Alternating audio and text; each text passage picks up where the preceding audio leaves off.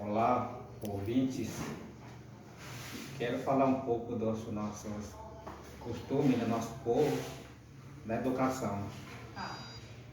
E hoje, antigamente, tinha muito respeito pelo mais velho, pela liderança, cacique, tradicional.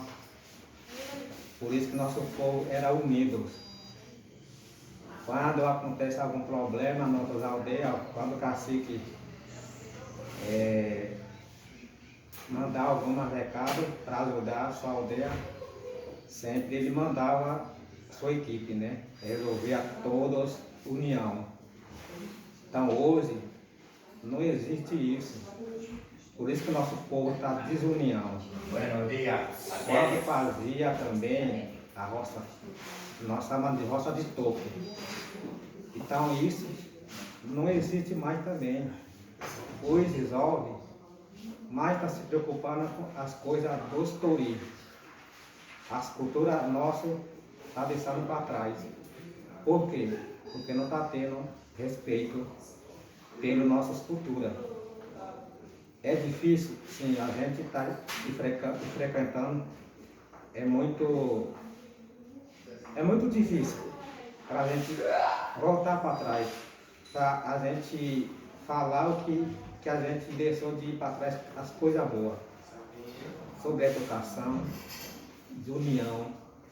Então isso a gente frequentando muito a luta mesmo, pelas caciques, liderança.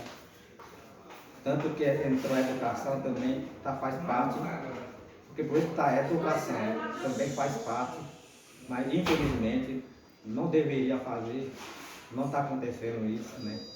Então é uma coisa que é muito triste para nós, quem está na frente do povo fica muito triste. Eu me sinto também triste, porque eu sou como cacique da minha aldeia, que Terité, às vezes me perguntando como é que a gente voltar para trás, para ter respeito. Mas às vezes a gente tem que pensar, porque está escrito na Bíblia também, quando vai chegar no fim, não vai ter respeito. Os filhos não vão ter ouvido pelos pais. Então é isso que está acontecendo. Mas a gente não pode ficar braço cruzado. A gente vai na luta melhoria para o nosso povo, nossa aldeia, nossa família. Então é isso um pouco nossa educação e nosso povo. Beleza? Então, até a próxima.